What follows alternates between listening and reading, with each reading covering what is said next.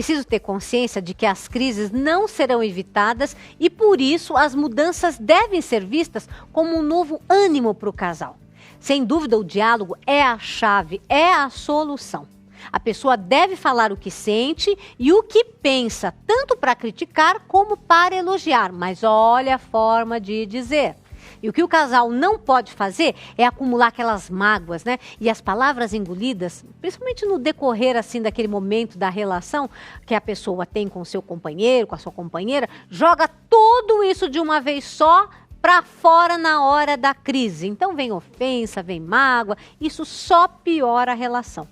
Todo e qualquer relacionamento, ele tem seus altos e baixos. Mas o principal fator que leva as pessoas a ficarem juntas e a superar estes momentos é o querer. Todos os envolvidos na relação, seja no casamento, namoro, sociedade, amizade, todos têm necessariamente que querer fazer essa relação dar certo. Eu estou falando com a Sueli, que é uma mediadora maravilhosa, está aqui nos dando dicas a respeito dessas questões. E eu queria que você falasse um pouquinho, quais são as fases mais comuns em que acaba existindo a crise conjugal? Na verdade, Suzy, eu não gosto muito de colocar um tempo, porque depende muito do casal. Tem casal que com 1 ano de casado está em plena crise. E a gente sabe que o começo do casamento é difícil mesmo. Aquela história da lua de mel ali é só você saiu viajar um pouquinho e olha lá. Porque você tem que se adequar a tudo. São 2 pessoas, né, com um contexto de vida totalmente diferente, muitas vezes valores diferentes, crenças diferentes, de repente começam a conviver junto. Enquanto estava a fase de namoro, tudo isso vai acontecendo. Mas na hora do dia a dia, daquilo virar rotina, ele entra. Então, todo período que exige uma adequação, ele não é um período fácil. Então, o início do casamento é difícil. Aí falam da crise de 7 anos. Tem gente que passa na boa, tem casais que passam na boa, vão ter lá na frente, né? Então, eu acho que toda crise tem muito a ver com a pessoa. Né? Então, se a pessoa está bem, se ela está inteira, ela está num relacionamento bom, porque ela tem vontade, como você disse, né? Agora, a pessoa, quando não se sente bem, está com problema de autoestima, está com problema em casa, está com problema na família de origem, está com problema no trabalho, nossa, é difícil dizer que ela vai chegar com o cônjuge e vai estar tudo bem. Então, é o momento do cônjuge também ter a compreensão que aquilo vai passar. Perfeito. Né? Não deixar de falar nunca, mas também tem coisas que a gente pode estar relevando e que a gente vê, às vezes, uma crise tão complicada de pequenas coisas que não foram relevadas. Uma vez tive uma crise de um casal que eles começaram a brigar por causa da maneira do outro apertar a pasta de dente. Gente, olha uma coisa tão simples, não é verdade? Simples de resolver. Existe coisas pequenas que irritam a gente. Infelizmente existe. Né? Tem coisas que a gente não gosta que o outro pegue, né? Aí o outro vai e pega, aquilo vai criando. Mas lá no comecinho já fala, olha, porque é importante que haja respeito, que cada um saiba respeitar a individualidade do outro. Então, de repente, a pasta de dente era o problema, né?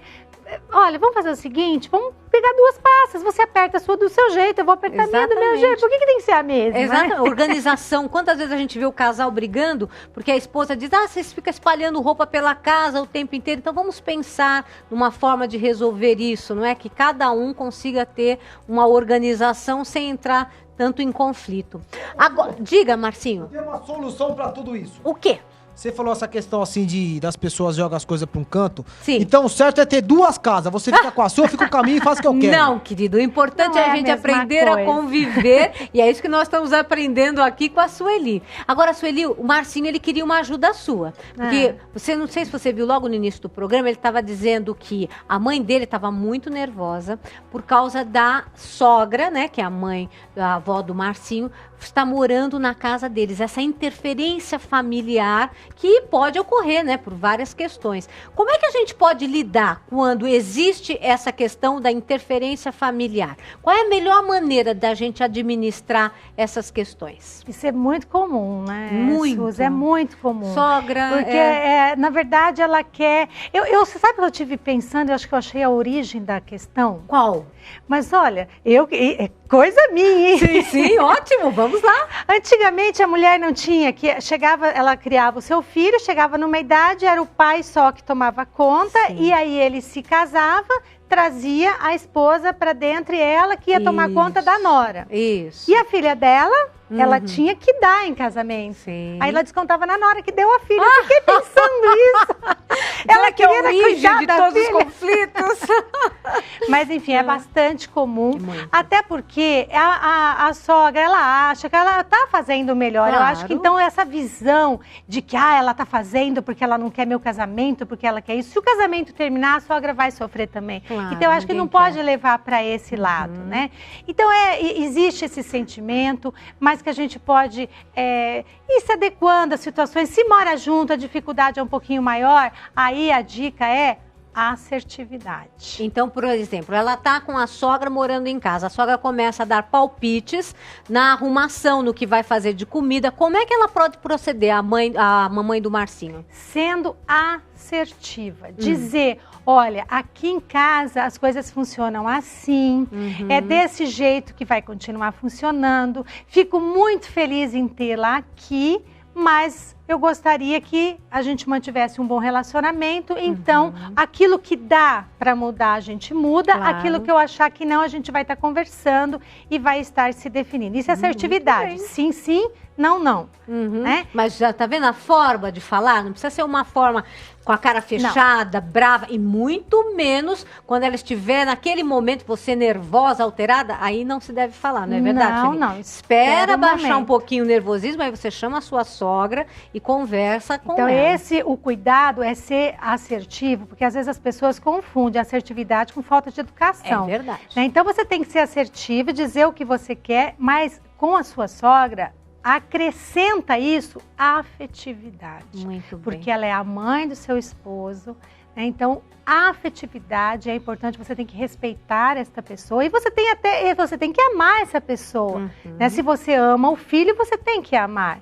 Então, colocar as coisas no lugar. Também você não vai engolir tudo e depois você vai acabar brigando. Então, coloca as coisas no lugar, como tem que ser, né? E evitar de colocar o marido no fogo cruzado.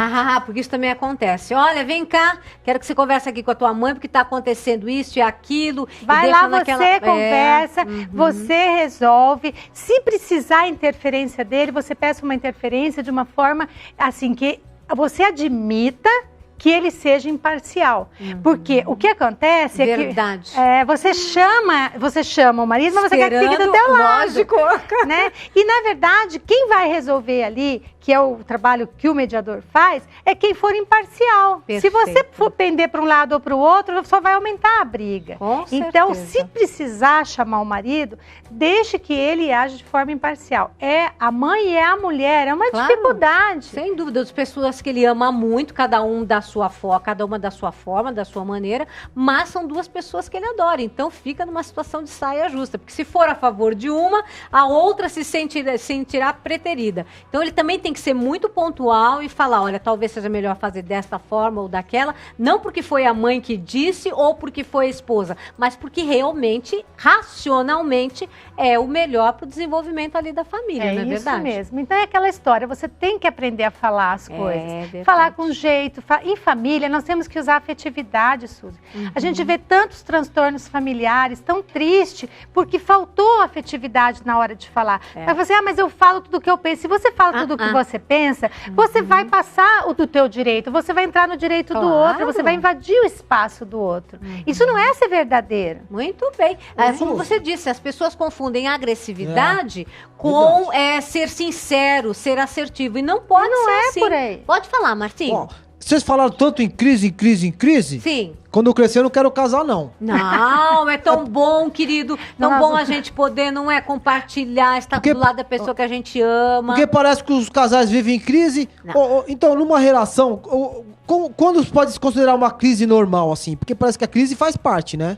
A crise faz parte do ser humano, né, Marcinho? Isso é uma coisa que é do ser humano. Se você ficar sozinho, você vai entrar em crise, você vai ter outros tipos de crise também. E dá para fazer um programa inteiro sobre as alegrias do casamento também, né? Principalmente, Suzy? Sem dúvida. As afinidades. Nós Por estamos isso é que nós continuamos casando. Exatamente. O número de casamentos continua aumentando, graças a Deus, que é a união entre as pessoas. Então, quando eu escuto falar assim, você tá vendo? Aumentou o número de divórcio. Na verdade, aumentou o número de fracassos daquela relação, porque a pessoa divorcia e casa de novo. É verdade, sinal que foi positivo sim, apesar de não ter dado certo depois de algum tempo. Deu certo algum tempo, forma, né? Por isso que vai se repetir a tentativa. Pois então é positivo sim. É sempre positivo. Nós, seres humanos, temos que ter a crise para a gente evoluir. Exato. A crise é uma oportunidade de crescimento. É uma oportunidade de crescimento. Porque quando incomoda, está na hora de refletir. Eu acho que você disse uma coisa tão importante. Antes de começar a pontuar o erro do outro, começa a se observar.